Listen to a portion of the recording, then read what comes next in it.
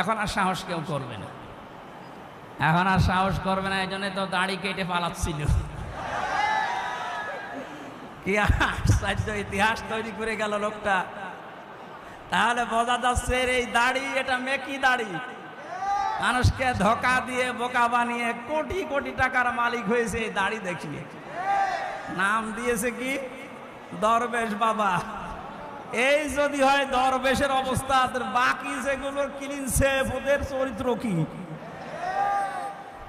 আমির হোসেন আমন আমি একটা লোকের ভিডিও দেখলাম, এর চরিত্র এত নিচে নেমেছে আমি এতদিন জানতাম না। সে নাউজুবিল্লাহি মিন যালিক।